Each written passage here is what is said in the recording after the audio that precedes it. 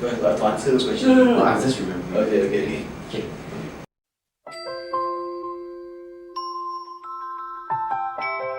Hi, I'm Kerming. Hi, Vira. So in today's episode, we have Rira here again to talk about the topic of pupillage. So as an introduction, could you tell us where and when did you do your pupillage? I did my pupillage back in 2018, back in a very humble firm in Plaza Montiara. The name is Justin Faye & Partners. So, hi Mr. Ong, Mr. you're seeing this? Boutique litigation firm with my master, Mr. Ong, and also under the guidance of another partner there by the Muslim, Faye. So, Justin Faye & Partners is my first firm, and that's also my first working experience starting to practice. And how did you manage to attain one? Okay, times were tough back then. I mean, when I applied for pupillage, the competition to get a pupillage spot is ever increasingly difficult. Okay, so I just finished my CLP. I was very excited. I said, yes, I passed my CLP in one go. It shouldn't be a problem for me to get a placement. Little did I know that there's more to that. In making applications to firms. Firstly, to make an application to firms, you need to prepare a very good cover letter. The cover letter must not be general. The cover letter must also be very specific to the firm itself. And you must know the firm's practice and whether it matches you or not.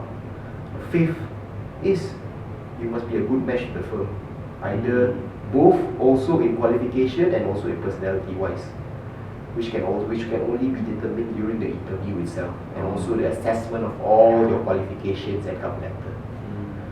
Okay, so when I applied this job with Justin Faye & Partners is via the Malaysian Bar Job Portal. It's one of the easier ways, but there's also other ways to obtain pupillage. Sometimes through friends' recommendation, sometimes through Facebook postings by law firms, and also especially in Job Street and whatnot. That's usually the way pupils find their pupillage spots. Or even sometimes they like this firm. Probably they like Alan, Azlan, Raza and Associates. They maybe like Terence and Randy. They will apply to that firm based on their own liking. Speaking on the topic of cover letter, in your opinion, what do you think did you do right to help you attain an interview in the first place? It's a very good question by you, Kerming. But to answer that question, it all boils down to one thing. What does the firm want in you? Can you offer what the firm wants? When I joined Justin Faye & Partners, they were looking for someone who is very confident, someone who's independent, or in Chinese they call it Sengmo. Okay? And someone who is very good in Bahasa Malaysia and English interchangeably. So they were looking for someone who's responsible. I, on the other hand, I'm looking for a firm that can look after my back as much as I look after their back. And that was what my previous firm offered me and told me exactly the same thing. So I knew I had to be there once my master said that to me during the interview. To your question, what helps to be in your CV is definitely your internship experience, what you study in law school, what subjects you took, and also what did you do during law school. Did you do a lot of extracurricular activities like Kerming? Did you film a lot of videos like Kerming?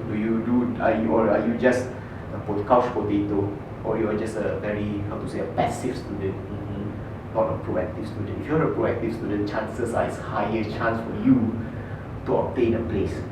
Lastly, one of the most important ones is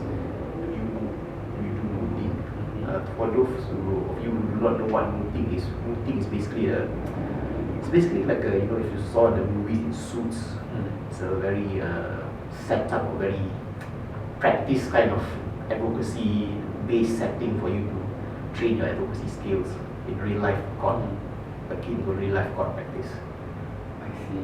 How did you find the transition from a student to a practitioner? The transition from being a practitioner to a chambering student is very big. For me personally, it's very big. For those of you who think CLP is hard, PTC is hard, I think real life practice is way harder. Because it doesn't involve you studying anymore.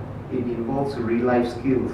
client management, boss management, lead management, it involves money management, expenses management. You are not under your parents' tutelage anymore.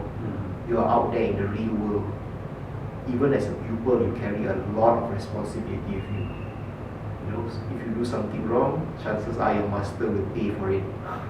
Not literally, but your master will be liable for it. You also might be liable for it. So to me, transition is very big. But the good thing is, you can definitely cope with it as long as you follow through.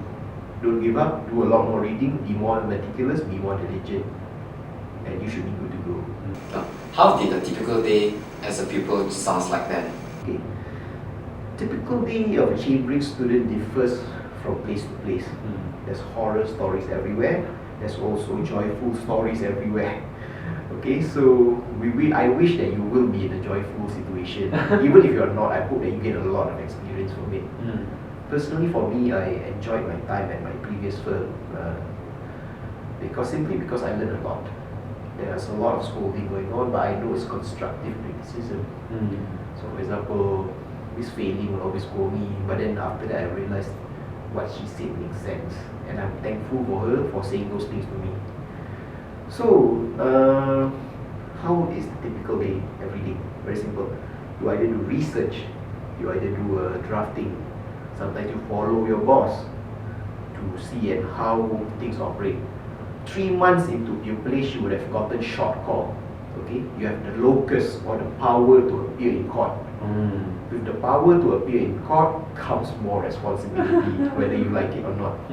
Okay, so you will be appearing before magistrates, before sessions court judge, sometimes the high court judge in chambers. So usually you won't be asked to handle a trial yourself or hearings by yourself, but this is the opportunity for you to see real life practice. You are technically on par, are going to be on par with the lawyers. You know, legends like Gopal Sriram, you are on the way there. You know, all these legends, you are on the way to become like them. So, okay, keep story short, the typical life of a JB: research, drafting affidavit, also a lot of translation, transcribing, also sometimes client management, clerical work, administration work, also colleague and boss management, and also most important is filing of borang papers, filing of your pupillage forms. Because if you do this in a very non-diligent manner, it's going to be very difficult for you. What were the highlights of your time there then? My highlights of the time, there's good times and bad times, but the highlight of the time there at Justin Fay and Partners as my chain print firm, as my first year experience there. It's winning. Winning. I mean, I won my first trial industrial relations court. It was one of my first trial with my master, and I also got summary judgment in my favor, you know, during as a pupillage, even though it's based on technical objection, but because it was so spontaneous back then. So to me, every small victory that you can get, every opportunity that you can get to make the clients happy, to make the boss happy, to make your master happy, and to help the public via legal aid or your legal aid program, that is my highlight. That is my satisfaction that I get from different people. Okay, yes, okay. Okay, thanks a lot. Oh, you're welcome. But no, I should say thank you, like, for agreeing to do this. It was so sudden. I understand it's so sudden, no worries.